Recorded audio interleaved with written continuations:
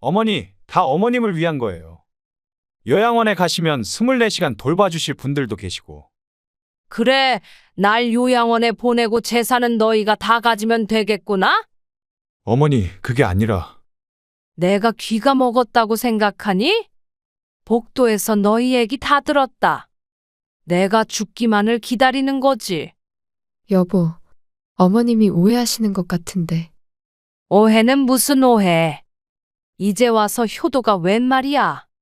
어머니, 그건 다 어머님 노후를 위해서. 노후는 무슨? 아직 내 정신 멀쩡하고 몸도 멀쩡해. 엄마, 제발 저희 말씀도. 이제 그만해. 나가. 둘 다 더는 보고 싶지 않아. 어머니, 오늘의 사연은 아들 며느리가 어머니에게 끔찍한 짓을 저지르는 이야기입니다. 과연 어머니의 운명은 어떻게 될까요? 안녕하세요. 저는 73세의 평범한 주부입니다. 매년 11월이면 30년째 해오던 김장을 준비하고 있었죠. 올해도 어김없이 김장을 시작했는데 며느리의 태도가 영 마음에 걸렸습니다. 어머니, 이제는 배달도 되고 마트에서도 파는데 굳이 이렇게 힘들게 하실 필요가 있나요? 며느리의 말에 저는 잠시 손을 멈추고 며느리를 바라보았습니다. 며느라, 우리 집 김장은 단순히 먹기 위한 게 아니란다. 30년 동안 이웃들과 나누며 정을 쌓아온 소중한 전통이야. 어머니, 전통이요? 요즘 누가 그래요? 그냥 사다 먹으면 되는데. 며느리의 말투에는 짜증이 묻어났습니다. 저는 묵묵히 배추를 다듬으며 한숨만 내쉬었죠. 예전에는 동네 아주머니들과 함께 모여 김장을 했는데 이제는 며느리와 단둘이 하니 더 쓸쓸하게 느껴졌습니다. 올해는 10포기만 담그면 어떨까요? 50포기는 너무 많아요. 쉼포기? 그럼 이웃들과 나눌 게 없잖니. 며느리는 고개를 절레절레 흔들며 말했습니다. 어머니, 요즘은 그런 거 안 해요. 각자 알아서 사 먹으면 되죠. 저는 며느리의 말에 깊은 실망감을 느꼈어요. 30년 동안 이웃들과 나누며 쌓아온 정이 단순히 그런 거로 치부되는 게 서글펐습니다. 그래도 매년 기다리시는 분들이 계시잖아. 어머니도 참. 고집이 너무 세요. 며느리는 핸드폰만 만지작거리며 김장을 도울 생각을 안았습니다. 저는 혼자서라도 해야겠다는 마음으로 절인 배추를 꺼내기 시작했죠. 어머니, 저는 이만 들어가 볼게요. 오늘 약속이 있어서. 며느리는 김장을 시작한 지 2시간 만에 일어났습니다. 저는 말없이 고개를 끄덕였죠. 그때 이웃집 박씨 아주머니가 김장하는 냄새를 맡고 찾아오셨습니다. 올해도 김장하시나 봐요? 작년에 주신 김치가 얼마나 맛있었다고요. 네, 올해는 좀 늦었네요. 박씨 아주머니는 자연스럽게 앞치마를 두르고 절인 배추를 씻기 시작했습니다. 제가 도와드릴게요. 올해도 기대되네요. 이웃의 따뜻한 마음에 저는 다시 힘을 얻었습니다. 며느리는 이런 이웃 간의 정을 모르겠지만 저에게 김장은 단순한 음식이 아닌 30년 동안 이어온 소중한 인연의 끈이었습니다. 박씨네도 올해는 20포기만 가져가세요. 며느리가 양을 좀 줄이자고 해서. 아이고, 괜찮아요. 작년처럼 주세요. 우리 손주들이 할머니네 김치는 특별히 더 맛있대요. 그렇게 첫날 김장이 시작되었습니다. 며느리의 차가운 태도는 서운했지만 이웃들의 따뜻한 정이 위로가 되었죠. 하지만 이것이 며느리와의 첫 갈등은 아니었습니다. 앞으로 더 큰 시련이 저를 기다리고 있다는 것을 그때는 미처 알지 못했습니다. 김장을 하던 중 저는 갑자기 심한 어지러움을 느꼈습니다. 앞이 캄캄해지더니 온몸에 힘이 빠져나갔죠. 박씨 아주머니가 놀란 목소리로 소리를 질렀습니다. 어머님, 괜찮으세요? 어머님. 의식이 희미해지는 와중에도 사람들의 다급한 목소리가 들렸습니다. 누군가 제 이마를 짚어보았고 차가운 물수건이 얼굴에 닿았어요. 어머니, 정신 좀 차리세요. 아들의 목소리였습니다. 저는 대답하고 싶었지만 입이 떨어지지 않았어요. 멀리서 구급차 사이렌 소리가 들려왔습니다. 의식이 없으신 것 같은데 빨리 병원으로 모셔야겠습니다. 구급대원의 말소리가 들렸고 누군가 저를 들것에 옮기는 것이 느껴졌습니다. 흔들리는 구급차 안에서 저는 간간히 의식이 돌아왔다 사라졌다를 반복했죠. 혈압이 많이 높으시네요. 뇌 쪽 검사부터 해봐야 할 것 같습니다. 의사의 목소리가 들렸습니다. 그리고 다시 의식이 희미해졌어요. 잠시 후 정신이 들었을 때는 아들과 며느리의 대화가 들려왔습니다. 여보, 어머니 상태가 심각하대. 뇌출혈이래. 그럼 수술비는 얼마나 들어요? 보험은 얼마나 나오나요? 저는 며느리의 말에 놀라 눈을 뜨려 했지만 눈꺼풀이 무겁게 느껴졌습니다. 지금이 어떤 상황인데 돈 얘기를 해. 어머니 목숨이 위험하다고. 그래도 알아는 봐야죠. 병원비가 얼마나 나올지. 의식이 흐릿한 상태에서도 아들 부부의 대화가 귓가에 맴돌았습니다. 며느리의 목소리가 점점 커졌어요. 당신도 이참에 어머님 재산 문제 정리해야 하는 거 아니에요? 만약에라도. 지금 그런 말을 하면 어떡해. 복도에서 들리는 발소리와 함께 의사가 들어왔는지 두 사람의 대화는 곧 멈췄습니다. CT 결과 나왔습니다. 즉시 수술이 필요한 상황입니다. 수술비는 얼마 정도? 여보, 며느리의 말을 아들이 제지했습니다. 저는 의식이 희미해지는 와중에도 이런 대화를 듣고 있다는 게 믿기지 않았어요. 수술 동의서 작성해 주시고 보험 관련 서류는 원무과에서 안내받으시면 됩니다. 의사의 말소리가 점점 멀어져 갔습니다. 그리고 다시 아들 부부의 대화가 들려왔어요. 나중에 상속받을 때 문제 생길까봐 그러는 거예요. 요즘 형제간에도 재산 문제로 싸우는 거 많잖아요. 어머니가 돌아가실까봐 걱정되는 거야. 재산이 걱정되는 거야? 마취 때문인지 의식이 더욱 흐려졌지만 가슴 한구석이 무거워졌습니다. 수술실로 이동하는 동안 저는 이런 대화를 들어버린 것이 오히려 불행일지도 모른다는 생각이 들었어요. 마취 시작하겠습니다. 마취의 목소리가 들리고 점점 의식이 멀어져 갔습니다. 저는 이 수술에서 깨어나면 무엇을 마주하게 될지 두려웠습니다. 아들 부부의 대화는 꿈이었길 바랐지만 현실이라는 걸 알았죠. 제가 쓰러진 것이 아들 부부의 본심을 알게 된 계기가 될 줄은 몰랐다고요. 의식이 완전히 사라지기 전 마지막으로 들린 것은 수술실 문이 닫히는 소리였습니다. 수술이 끝나고 회복실에서 눈을 떴습니다. 흐릿한 시야로 천장의 형광등을 바라보는데 옆 침대의 보호자와 간호사의 대화가 들려왔어요. 보험 적용이 안 되는 항목이 꽤 있네요. 간병인 비용도 따로 해요. 요새 간병인 하루에 12만 원이에요. 가족이 직접 하시는 게 좋을 것 같아요. 저는 눈을 감은 채 귀를 기울였습니다. 잠시 후 아들과 며느리가 들어왔고 그들은 제가 자고 있다고 생각한 듯 했죠. 보험사에서 연락 왔어.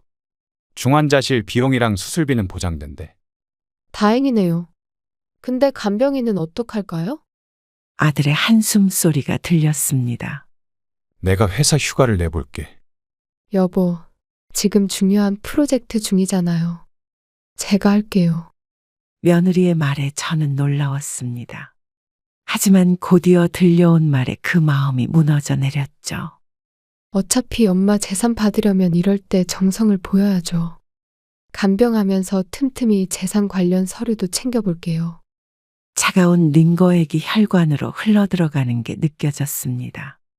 손목에 찬 링거보다 더 차가운 며느리의 말이 가슴을 파고들었어요.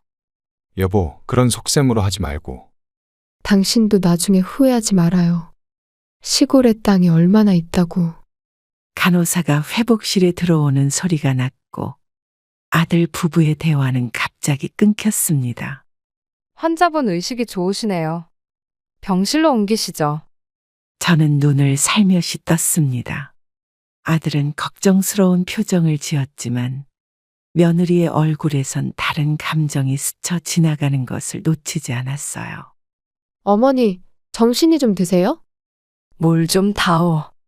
목이 마른 게 아니었지만 무언가 말을 해야 할 것 같았습니다. 며느리가 물컵에 빨대를 꽂아 입술에 갖다 대주었죠. 걱정 마세요. 제가 잘 모실게요. 며느리의 말에 간호사가 미소를 지었습니다. 며느리분이 참 착하시네요. 요새 직접 간병하시는 분들이 드문데. 저는 눈을 감았습니다. 이제 막 끝난 대수술보다 앞으로의 시간이 더 버거울 것 같았어요. 어머니, 병실로 옮기고 나면 제가 24시간 곁에서 간호할게요. 며느리의 말에 간호사는 감동한 표정이었지만 저는 속으로 웃음이 났습니다. 이제야 수술비와 보험금 청구가 끝나자 재산을 위한 간병이 시작되는 거죠. 며느라, 그냥 간병인을 구해다오. 어머니, 제가 모실게요. 그게 도리잖아요. 며느리가 저희 말을 자르며 끼어들었습니다. 저는 고개를 돌려 창밖을 바라보았어요. 늦가을의 마른 나뭇가지처럼 메마른 가족애가 보였습니다. 병실 준비됐습니다. 이동하시죠. 침대가 움직이기 시작했고 저는 눈을 감은 채 생각했습니다. 앞으로 펼쳐질 일들에 대해 그리고 제가 해야 할 결정들에 대해서요. 어머니, 제가 잘 모실 테니 걱정 마세요. 며느리의 달콤한 말이 귓가에 맴돌았습니다. 달콤한 독이 묻어있는 말이었죠. 입원한 지 이틀째 되던 날, 옆 병실에 김 할머니가 저를 찾아오셨습니다. 평소처럼 말동무를 하러 오신 줄 알았는데 할머니의 표정이 심상치 않았어요. 이 선생님, 며느님이 유튜브에 올린 글 보셨어요? 유튜브요? 저는 그런 거 모르는데. 김 할머니는 핸드폰을 꺼내 저에게 보여주었습니다. 제 눈을 의심할 수밖에 없었죠. 시어머니 간병 힘들다 언제까지? 이러고 찍은 사진이 병실 사진이네요. 저는 할머니가 보여주는 화면을 자세히 들여다보았습니다. 며느리가 올린 글에는 피곤한 표정으로 찍은 셀카와 함께 긴 글이 적혀 있었어요. 시어머니 간병한 지 이틀째. 내 인생은 어디로 흘러가는 걸까? 이런 희생으로 보상은 받을 수 있겠지. 옆 병실 할머니의 따님이 들어오며 말을 이었습니다. 어머, 이거 댓글도 장난 아닌데요? 시어머니 재산이 많으시다면서요? 저는 그 자리에서 핸드폰을 돌려주었습니다. 더 이상 보고 싶지 않았어요. 친구들이랑 수다 떨 때는 시어머니 재산이 꽤 된다고 자랑하더니 막상 간병하려니까 이게 뭐냐고. 옆 병실 할머니의 말씀에 저는 말문이 막혔습니다. 며느리가 평소에 저희 집 재산 얘기를 하고 다녔다는 게 충격이었죠.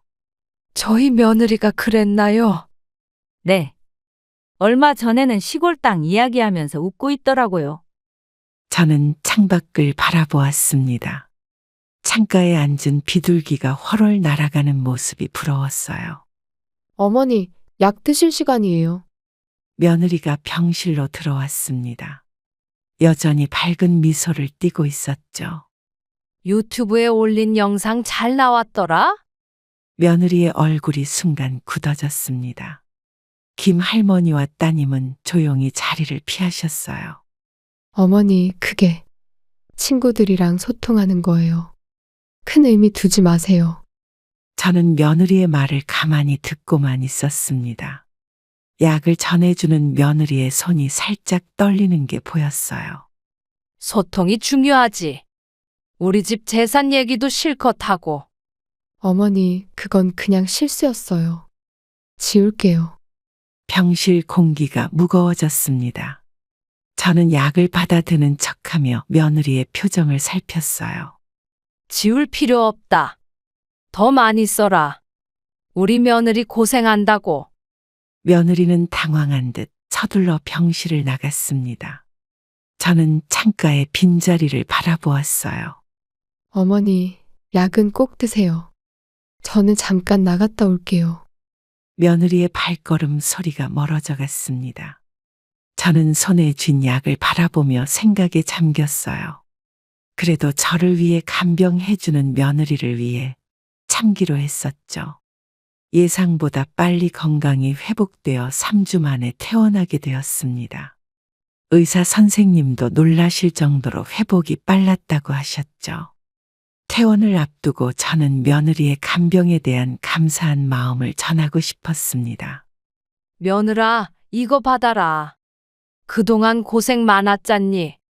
저는 준비해간 봉투를 며느리에게 건넸습니다. 간병비라고 하기엔 적은 금액이었지만 제 진심을 담았어요. 어머니, 이게 뭐예요? 힘들었을 텐데 이거라도 받아. 며느리는 봉투를 받아들고 안을 들여다보았습니다. 순간 그녀의 표정이 굳어졌지만 저는 못 본 척 고개를 돌렸어요. 감사합니다, 어머니. 병실을 정리하는 동안 며느리의 휴대폰에 전화가 왔습니다. 저는 짐을 싸는 척하며 귀를 기울였죠. 지금 퇴원 준비 중이야. 근데 말야, 며느리는 병실 밖으로 나갔지만 복도에서 나누는 대화가 병실 안까지 들렸습니다. 미쳤나봐. 고작 300만 원이야. 3주 동안 밤낮으로 간병했는데. 저는 짐을 정리하다 말고 그대로 굳어버렸습니다. 며느리의 목소리가 점점 커졌어요. 그래도 시어머니잖아. 더 줘야 하는 거 아니야? 요양병원 보냈으면 얼마나 들었겠어. 병실 문이 살짝 열려 있어 복도의 대화가 더 선명하게 들려왔습니다.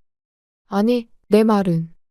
이 정도 금액이면 좀 섭섭하지 않냐고. 재산이 얼마나 있다고. 간호사가 퇴원 서류를 들고 들어오자 며느리는 급히 전화를 끊었습니다. 퇴원 수속 다 끝났습니다. 사인해 주세요. 며느리는 아무 일도 없었다는 듯 병실로 들어와 밝은 목소리로 말했어요. 어머니, 이제 집으로 가시면 제가 매일 찾아갈게요. 저는 대답 대신 조용히 고개를 끄덕였습니다. 간호사는 퇴원 안내문을 설명했지만 제 머릿속은 복잡했어요. 어머니, 휠체어 준비됐어요. 이제 가실까요? 저는 휠체어에 앉으며 며느리의 얼굴을 힐끗 보았습니다. 방금 전 통화에서 들었던 그 목소리의 주인공이 맞나 싶을 정도로 달라진 표정이었죠. 간병인 쓰는 게 더 낫다고 생각했다며. 네? 어머니, 무슨 말씀이세요? 며느리의 얼굴이 순간 창백해졌습니다. 저는 더 이상 말을 잇지 않았어요. 어머니, 전화 내용 들으셨어요? 사람이 살다 보면 듣고 싶지 않은 것도 듣게 되는 법이지. 병원 로비로 향하는 엘리베이터 안에서 무거운 침묵이 이어졌습니다. 며느리는 한숨을 내쉬었어요. 어머니, 그건 그냥 친구랑 하는 농담이었어요. 저는 이런 며느리에게 선을 긋기로 했습니다. 그리고 좀 더 지켜보기로 했었죠. 퇴원 후 첫 주말, 아들이 특별한 저녁을 준비했다고 연락이 왔습니다. 오랜만에 가족이 모여 식사를 하는 자리였죠. 아들은 직접 요리를 하겠다며 부엌에서 분주히 움직였어요. 어머니, 제가 요즘 요리학원 다니거든요. 오늘은 제가 한번 실력 발휘해 볼게요.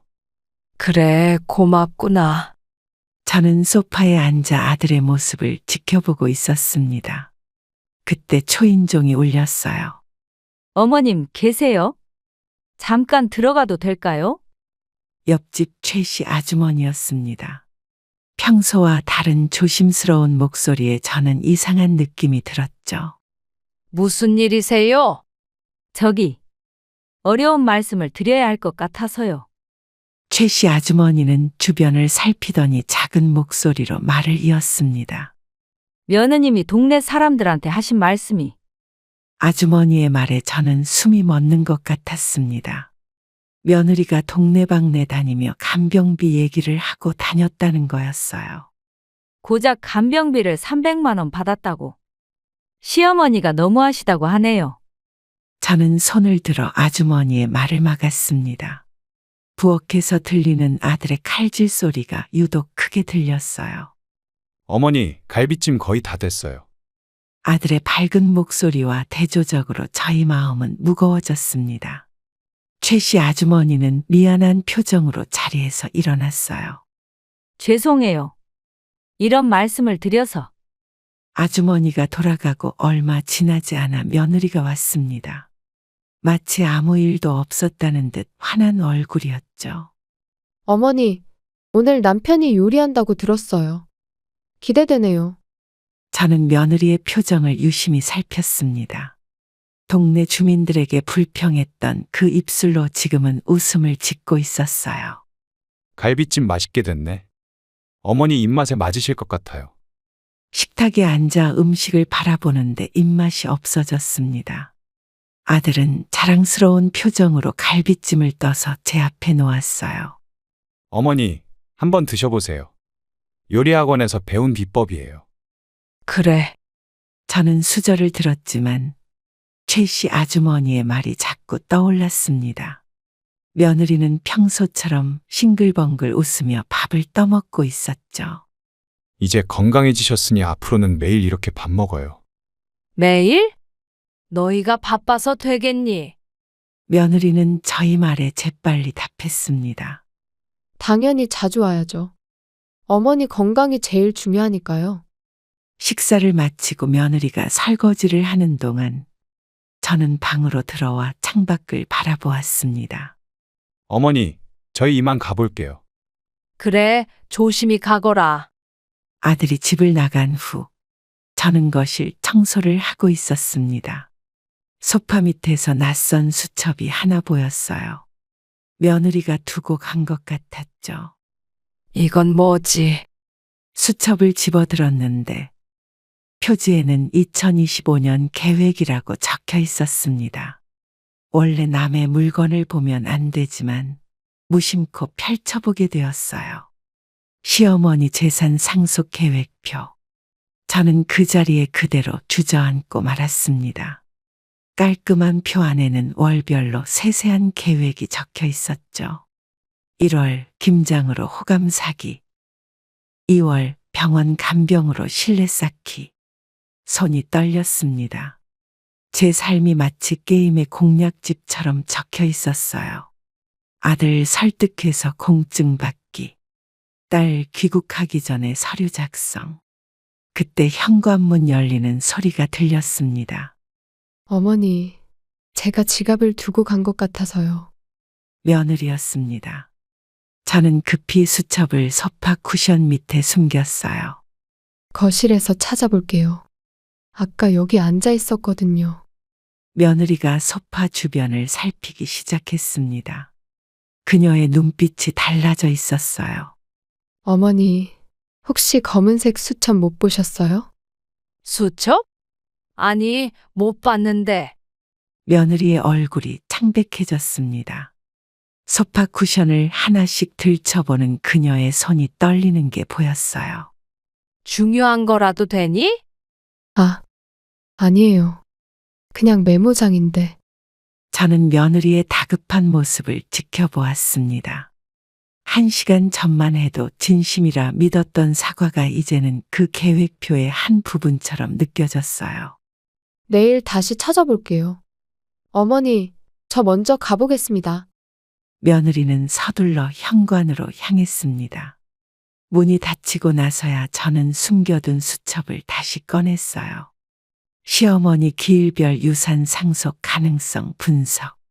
마지막 장에는 제 생명과 재산이 마치 숫자로 계산된 것처럼 적혀 있었습니다. 창밖은 어느새 어두워져 있었어요. 어머니, 전화 좀 받아주세요.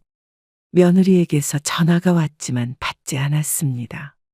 이제는 그 목소리에 담긴 진심을 믿을 수 없게 되었어요. 노트 찾았으면 꼭 연락 주세요. 중요한 거예요. 문자가 왔지만 저는 답장하지 않았습니다. 그저 수첩을 바라보며 제 인생이 누군가의 계획표가 되어버린 현실을 받아들이려 했어요. 남편의 제삿날이었습니다. 아침부터 저는 정성스럽게 제사 음식을 준비했어요. 30년간 한 번도 거르지 않았던 제사였죠. 어머니, 오늘 저는 교회 임원회의가 있어서요. 며느리가 어색한 표정으로 말을 꺼냈습니다. 그녀는 기독교 신자였어요. 그래도 오늘은 아버님 제사인데. 죄송해요. 근데 저희 교회는 제사 지내는 걸 금기시해서. 며느리의 말에 아들이 부엌에서 달려나왔습니다.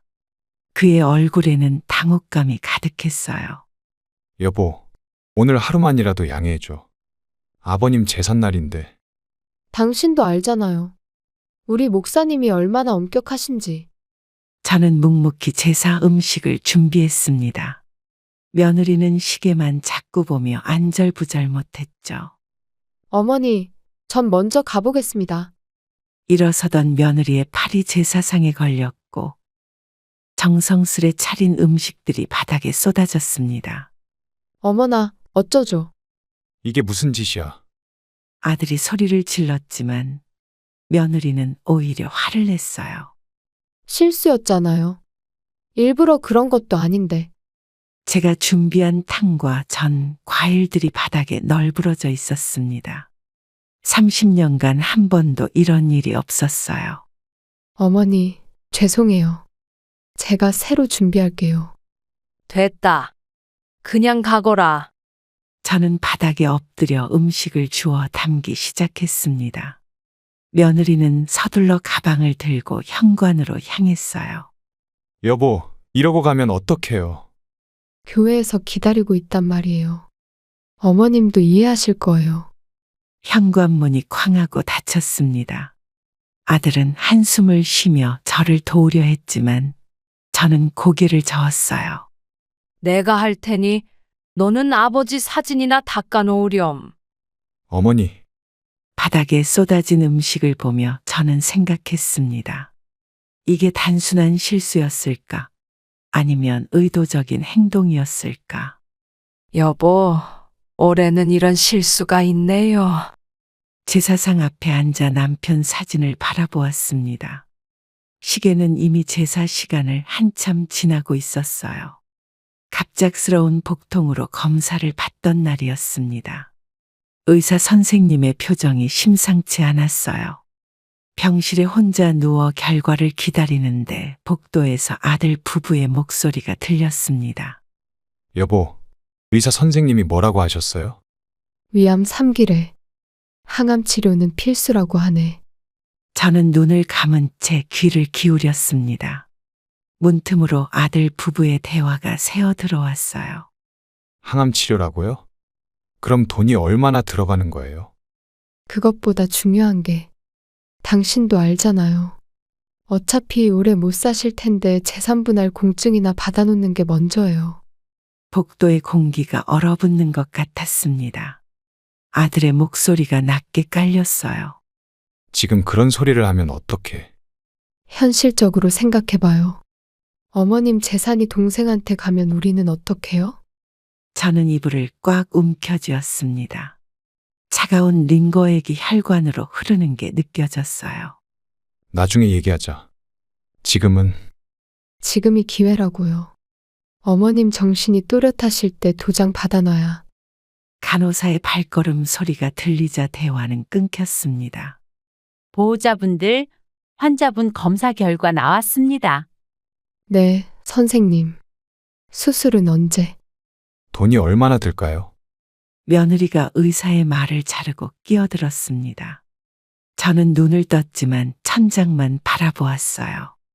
일단 치료 계획부터 설명드리고 그날 밤 미국에서 급히 귀국한 딸이 병원을 찾아왔습니다. 제가 잠든 줄 알고 조용히 병실에 들어온 딸은 간호사와 이야기를 나누고 있었어요. 어머니 검사 기록 좀 볼 수 있을까요? 네, 보호자분이시죠? 여기 차트 있습니다. 저는 눈을 감은 채로 딸의 움직임을 느낄 수 있었습니다. 서류를 넘기는 소리가 들렸어요. 이상하네요. 여기 요양병원 상담 기록이 있는데. 아, 그건 환자분 아들 내외분이 문의하신 거예요? 딸의 숨소리가 거칠어졌습니다. 차트를 넘기는 소리가 빨라졌어요. 언제 상담하셨대요? 어머님 수술하시기 전날이었어요. 장기 입원 비용을 문의하셨죠. 저는 눈을 뜨고 싶었지만 계속 감고 있었습니다. 딸의 떨리는 목소리가 이어졌어요. 의사 선생님과는 어떤 상담을? 회복 가능성보다 요양 계획에 대해 더 관심이 많으셨어요. 차트를 덮는 소리가 들렸습니다. 딸의 한숨 소리가 병실을 채웠어요. 보호자분 괜찮으세요? 네. 그런데 어머니 상태가 이 정도는 아니었잖아요? 간호사의 발걸음 소리가 가까워졌습니다. 저희도 그래서 좀 의아했어요. 수술 후 재활만 잘하시면 일상생활에 문제 없으실 텐데. 딸이 의자에 털썩 주저앉는 소리가 들렸습니다. 엄마, 내가 미국에 있는 동안 무슨 일이? 저는 눈을 살며시 떴습니다. 딸의 눈에는 눈물이 고여 있었어요. 딸아. 엄마, 깨어 계셨어요? 딸은 놀란 듯 얼른 눈물을 닦았습니다. 저는 딸의 손을 잡았어요. 다 들었니? 네. 오빠가 어떻게 이럴 수가? 저는 딸의 손을 꼭 쥐었습니다. 병실 창 너머로 새벽이 밝아오고 있었어요. 어머니, 제가 이제 곁에서 모실게요. 다시는 이런 일 없도록 할게요. 딸의 말에 저는 고개를 끄덕였습니다. 그동안 몰랐던 진실이 새벽빛처럼 차갑게 다가왔어요. 옆 병실 환자는 점심시간마다 저를 찾아왔습니다. 비슷한 처지라 그런지 마음이 잘 통했어요. 저도 가족 때문에 힘들어요. 아픈 것보다 더 힘든 게 그래, 말해보렴. 젊은 환자의 이야기를 들으며 저는 제 처지를 돌아보게 되었습니다. 그녀는 변호사였어요. 어머님, 지금 상황이라면 유언장을 작성하시는 게 좋을 것 같아요. 유언장이라. 저는 창밖을 바라보았습니다. 병원 정원에 단풍이 붉게 물들어 있었어요. 공증인을 불러 법적 효력이 있는 유언장을 작성하시는 게 좋겠어요. 제가 도와드릴 수 있어요. 젊은 환자의 말에 저는 깊은 생각에 잠겼습니다. 아들 부부의 모습이 떠올랐어요. 그동안 망설였는데, 이제는 결정해야 할 것 같구나. 제가 아는 공증인 변호사님을 소개해 드릴게요. 수액을 맞으며 저는 유언장 내용을 곰곰이 생각했습니다. 재산 문제만큼은 확실히 해두는 게 좋아요. 나중에 후회하지 않으시도록. 그동안 아들과 며느리가 한 행동들이 이제야 이해가 되는구나. 젊은 환자는 제 손을 잡아주었습니다. 그녀의 손이 따뜻했어요.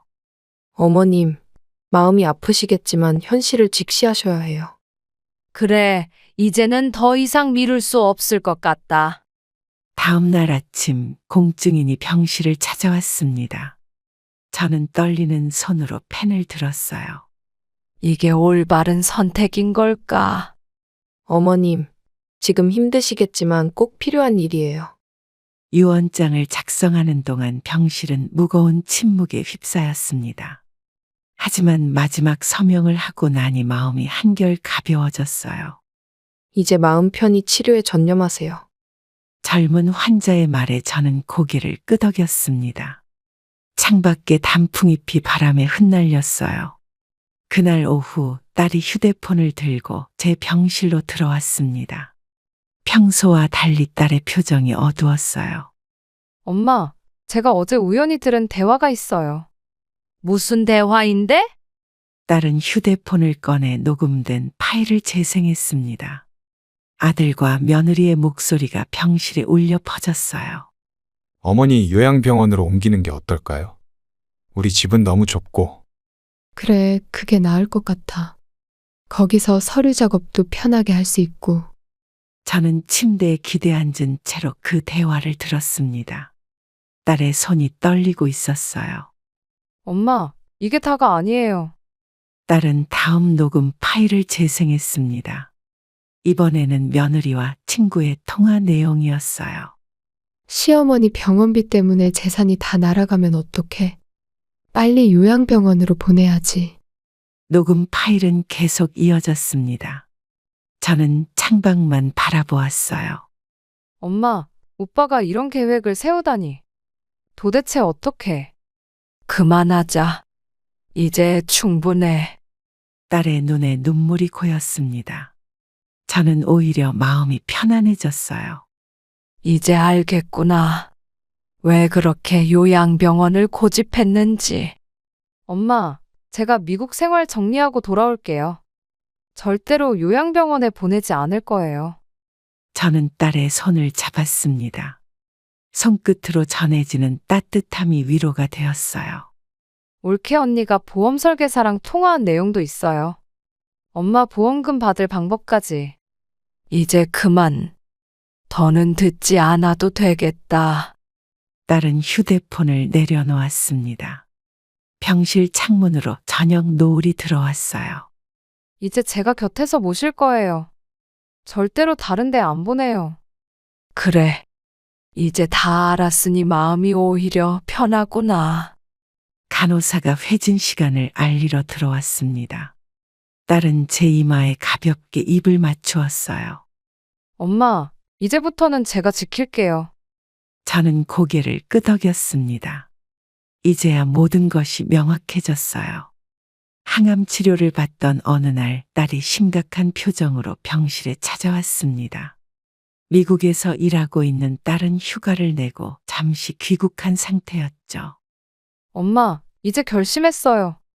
무슨 결심을 했는데? 저는 딸의 표정을 살폈습니다. 평소와는 다른 진지함이 느껴졌어요. 미국 회사 그만두고 한국으로 돌아올 거예요. 어제 사직서 제출했어요. 딸의 말에 저는 침대에서 벌떡 일어나려 했지만 링거 줄이 손목을 잡아당겼습니다. 안 돼. 그렇게 어렵게 들어간 회사인데. 이미 결정했어요. 집도 계약 해지하고 짐도 정리하기 시작했어요. 딸은 제 손을 꼭 잡았습니다. 저는 그 손길에서 딸의 단단한 의지가 느껴졌어요. 오빠네 말대로 요양원에 모시면 편할지 모르지만 그건 엄마를 위한 게 아니에요. 네가 걱정돼서 그러는 거지. 난 괜찮아. 딸은 고개를 저었습니다. 창밖으로 보이는 하늘은 유난히 맑았어요. 엄마, 이번에 면접 보고 온 회사가 있어요. 서울 본사에서 일할 수 있대요. 저는 한숨을 내쉬었습니다. 딸의 뒷모습에서 어느새 성인이 된 모습이 보였어요. 그동안 미국에서 돈 많이 모았잖니. 그걸로 결혼도 해야. 결혼보다 더 중요한 게 있죠. 엄마랑 함께 있는 거요. 간호사가 약을 들고 들어왔습니다. 딸은 능숙하게 약봉지를 받아들었어요. 이제부터는 제가 엄마 약도 챙기고 병원도 모시고 다닐 거예요. 그래도 내 인생이. 제 인생은 제가 선택하는 거예요. 이게 제가 원하는 거라고요. 딸의 눈빛이 흔들리지 않았습니다. 저는 더 이상 말리지 않기로 했어요. 엄마, 다음 주에 회사 최종 면접이에요. 합격하면 바로 이사 올 거예요. 서울에서 출퇴근하기 힘들 텐데. 엄마 근처로 이사 올 거예요. 매일 얼굴 볼 수 있게요. 저는 창밖을 바라보았습니다. 병원 정원의 나무들이 봄을 기다리며 서 있었어요. 딸아, 미안하다. 엄마가 왜 미안하세요? 제가 너무 늦게 결정한 게 미안하죠. 딸은 제 어깨를 감싸 안았습니다. 그 품에서 따뜻한 햇살 같은 온기가 느껴졌어요. 건강이 조금 회복되자마자 아들 부부가 서류 가방을 들고 병실을 찾아왔습니다. 처음 보는 중년 남성도 함께였죠. 어머니, 이분은 우리 회사 법무팀 김 과장님이에요. 안녕하세요, 어머님. 오늘 재산분할 협의서 작성하러 왔습니다. 저는 묵묵히 그들을 바라보았습니다. 아직 링거를 꽂은 채였지만 정신은 또렷했어요. 어머니, 이제 건강도 좀 나아지셨으니 이런 걸 정리하는 게 좋을 것 같아서. 재산분할 협의서? 누가 그걸 쓰자고 했니? 아들 부부는 서로 눈치를 보았습니다. 며느리가 앞으로 나섰어요.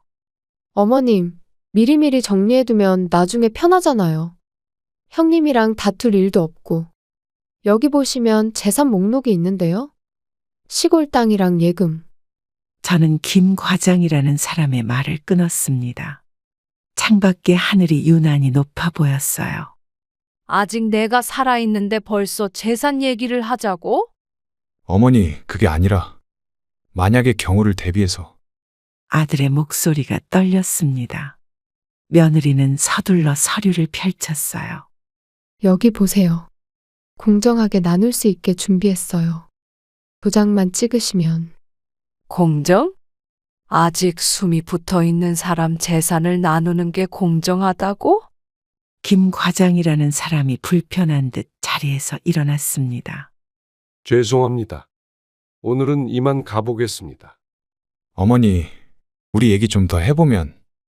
이제 그만 돌아가렴. 피곤하구나. 저는 등을 돌려 누웠습니다. 문이 닫히는 소리가 들렸어요. 여보, 어떡하죠? 서류 작성도 못하고. 조금만 더 기다려보자. 어머니가 마음을 여실 때까지. 복도에서 들리는 아들 부부의 대화가 점점 멀어졌습니다. 저는 오늘 남편의 기일을 맞아 오래된 앨범을 펼쳤습니다. 바래진 사진 속에는 결혼 초기의 모습이 담겨 있었어요. 여보, 우리 그때 정말 가난했죠. 사진 속 남편은 허름한 연립주택 앞에서 환하게 웃고 있었습니다. 그 시절 우리는 전세금도 없어 월세방을 전전했어요. 아들이 태어났을 때 분유값도 없어서.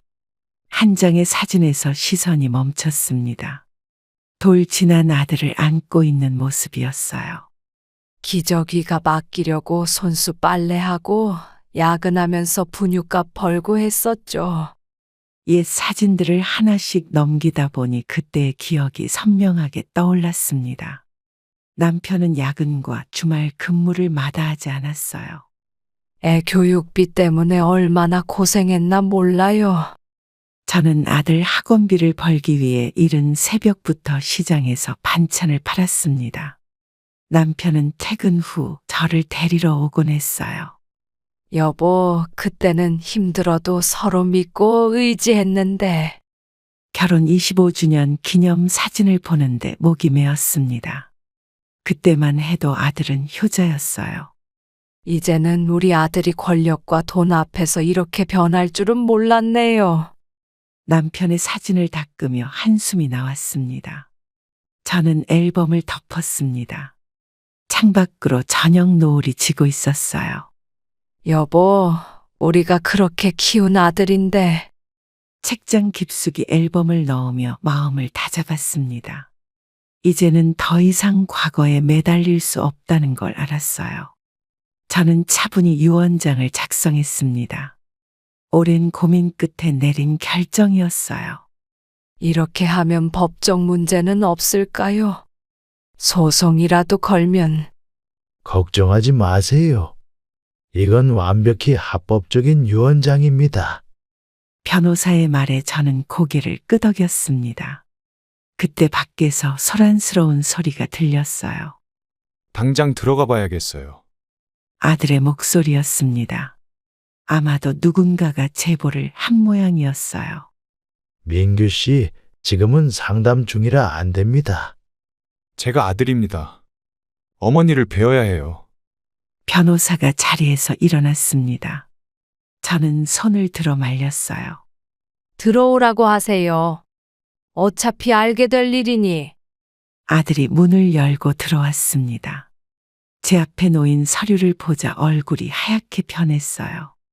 어머니, 이게 무슨 짓이에요? 누가 어머니를 꼬드겼습니까? 내가 알아서 결정한 일이야. 며느리도 숨을 헐떡이며 들어왔습니다. 서류를 보자 그녀의 표정도 굳어졌어요. 변호사님, 어머님이 정상적인 판단을. 검사 결과와 진단서가 모두 있습니다. 어머님은 완벽히 정상이세요. 아들은 제 무릎 앞에 주저앉았습니다. 며느리는 벽에 기대어 섰어요. 어머니, 제발 이러지 마세요. 저희가 잘못했습니다. 이제 와서 그런 말이 무슨 소용이 있니? 저는 마지막 서명을 했습니다. 이제 돌이킬 수 없는 결정이었어요. 모든 재산을 딸에게만 준다는 게 말이 됩니까? 너희가 그토록 바라던 거 아니니? 내 재산. 창밖에서 비가 내리기 시작했습니다. 변호사가 서류를 정리하며 일어섰어요.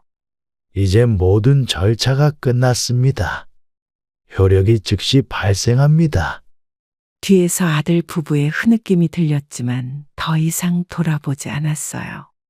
재산 문제가 결정된 후 아들 부부와의 연락이 완전히 끊겼습니다. 한 달이 지났을 때 이웃 주민이 유튜브 게시물을 보여주러 왔어요. 할머니, 이거 보셨어요? 며느님이 올린 글인데. 유튜브는 잘 모르는데. 이웃은 휴대폰을 저에게 보여주었습니다. 며느리가 올린 글이었어요. 시어머니는 자식 마음도 모르고 재산만 챙기는 분. 평생 효도했는데 이게 말이 되나요? 저는 글을 끝까지 읽지 못했습니다. 손이 떨려왔어요.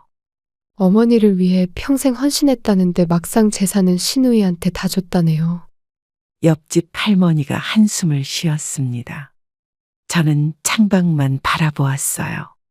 돈이 없으면 이제 연락도 안 하겠죠? 그러게 말입니다. 자식 키우느라 고생하셨는데.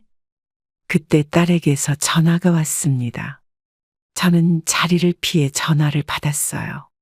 엄마, 오빠네가 그런 글을 올렸다고 들었어요. 너무 속상해하지 마세요. 괜찮다. 이제는 별로 아프지도 않구나. 옆집 할머니는 조용히 자리를 떴습니다.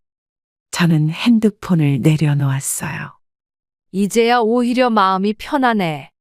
며느리의 게시물에는 댓글이 수백 개 달렸습니다. 모두 저를 비난하는 내용이었어요. 돈 때문에 이렇게까지 할 줄은 몰랐네. 저는 창가에 앉아 하늘을 바라보았습니다. 구름 한 점 없이 맑은 하늘이 오히려 위로가 되었어요. 이제 가면이 벗겨졌으니 좋은 거지. 전화기가 또 울렸지만 이번에는 받지 않았습니다. 이제는 더 이상의 변명이나 핑계가 필요하지 않았어요. 항암 치료가 마무리되어 퇴원이 결정된 날, 저는 병실 창가에 앉아 있었습니다. 3개월간의 치료가 순조롭게 끝나 의사 선생님도 놀라셨다고 해요. 엄마, 퇴원하시면 우리 집으로 가요. 제가 모실게요. 딸의 걱정 어린 목소리에 저는 미소를 지었습니다. 창밖 하늘이 유난히 맑았어요. 난 시골로 갈 거야. 시골이요? 갑자기 무슨? 저는 천천히 짐을 정리하며 말을 이었습니다. 몇 달 전부터 계획했던 일이었어요. 시골에 있는 우리 땅에 작은 집을 지었어. 이미 다 준비해놨단다. 하지만 엄마 혼자서는 너무 위험해요. 아프시면 어떡해요? 딸의 눈에 걱정이 가득했습니다. 저는 창가에 핀 화분의 새싹을 만지며 대답했어요. 난 괜찮아. 공기 좋고 조용한 곳에서 살고 싶어. 그래도 서울에 계시면 제가 매일. 오히려 제가 딸의 손을 잡아주었습니다. 젊은 날의 제 모습 같은 딸이 안쓰러웠어요. 너도 이제 내 삶이 있잖니. 주말마다 와서 보면 되지. 병실 문이 열리고 의사가 들어왔습니다. 퇴원 수속을 위한 마지막 진찰이었어요. 어머님 몸 상태가 정말 좋으시네요. 시골 생활도 무리 없으실 것 같습니다. 딸은 더 이상 말리지 않았습니다. 대신 매주 찾아오겠다는 약속을 받아냈어요. 그래도 매일 전화는 받으셔야 해요. 약 드시는 것도 제가 체크할 거예요. 짐을 정리하며 저는 생각했습니다. 이제는 저만의 평화로운 시간이 필요하다고요. 시골에서 텃밭도 가꾸고 동네 사람들과 어울리면서 살고 싶어. 퇴원실을 나서는 발걸음이 가벼웠습니다. 새로운 시작을 앞둔 설렘이 가득했어요. 시골 전원주택으로 이사하던 날, 짐을 정리하다 옛 이웃을 만났습니다.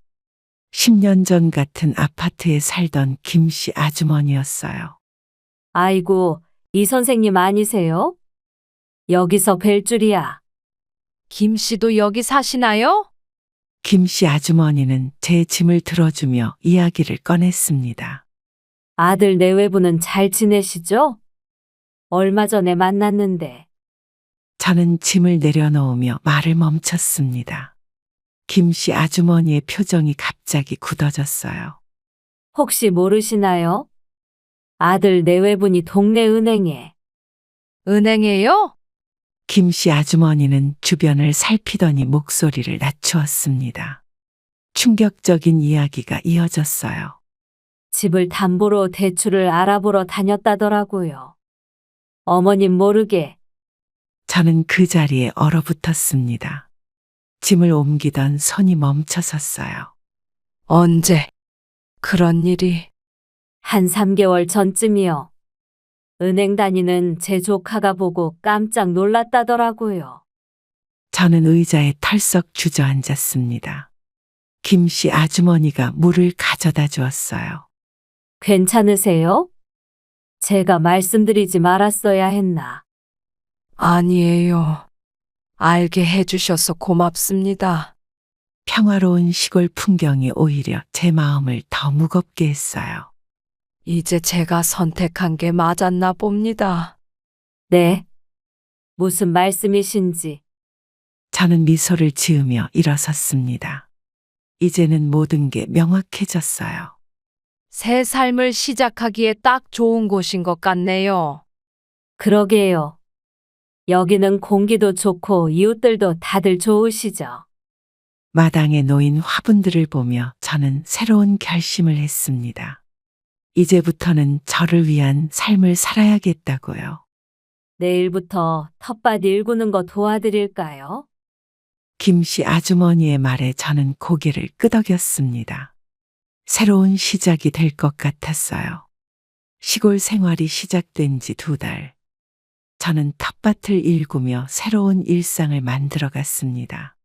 아침이면 이슬 맺힌 상추를 따고 저녁이면 방울토마토를 수확했어요. 이 선생님, 오늘은 뜨개질 모임 오시죠? 마을 회관에서 만난 이웃들과 취미생활도 시작했습니다.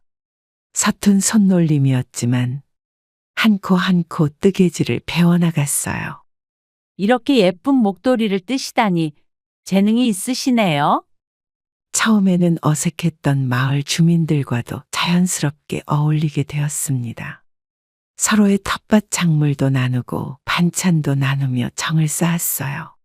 할머니, 우리 텃밭 배추는 언제 심어요? 동네 아이들이 찾아와 텃밭 일을 도와주었습니다. 아이들의 맑은 웃음소리가 마당에 가득했어요. 우리 같이 심어보자. 이렇게 구멍을 파고.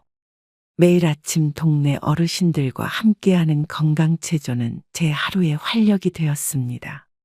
몸을 움직이니 마음도 가벼워졌어요. 이 선생님 요새 부쩍 건강해 보이세요. 얼굴색도 좋아지셨어요. 작은 정원에는 계절마다 다른 꽃들이 피어났습니다. 봄에는 민들레, 여름에는 나팔꽃, 가을에는 코스모스가 저를 반겼어요. 우리 마을 꽃집이네요. 지나갈 때마다 기분이 좋아져요. 저녁이면 마을 사람들과 모여 산책을 했습니다. 들려오는 풀벌레 소리와 시원한 바람이 제 마음을 위로해 주었어요. 내일은 장날이니까 같이 가시죠? 손주들 먹을 과일도 사고. 이제는 더 이상 도시의 복잡한 삶이 그립지 않았습니다. 소박하지만 진실된 이웃들과의 교류가 저를 행복하게 만들었어요. 우리 동네에 이 선생님 같은 분이 오시니 얼마나 좋아요. 사람들의 따뜻한 마음이 전해질 때마다 저는 이곳으로 온 결정이 옳았다는 것을 다시 한번 깨달았습니다. 내일은 우리 집에서 된장 담그는데 구경 오세요. 이렇게 하루하루 새로운 일상이 쌓여갔습니다. 도시에서는 미처 몰랐던 소소한 행복을 여기서 찾아가고 있었어요. 시골에서의 평화로운 생활이 3년째 접어들던 어느 날 예상치 못한 방문객이 찾아왔습니다. 텃밭에서 상추를 따고 있는데 아들 부부가 서 있었어요. 어머니, 잘 지내셨어요? 저는 채소 바구니를 들고 일어섰습니다. 아들은 전과 달리 야위어 보였고 며느리는 화장기 없는 얼굴이었어요. 웬일이니? 여기는 어떻게 알고? 저희가 이혼하기로 했어요. 며느리의 말에 저는 잠시 말을 잃었습니다. 아들이 고개를 숙인 채 덧붙였어요. 모든 게 돈 때문이었어요. 이제야 깨달았습니다. 마당에는 불편한 침묵이 흘렀습니다. 저는 상추를 씻으며 천천히 말을 꺼냈어요. 이제 와서 그런 말이 무슨 소용이 있니?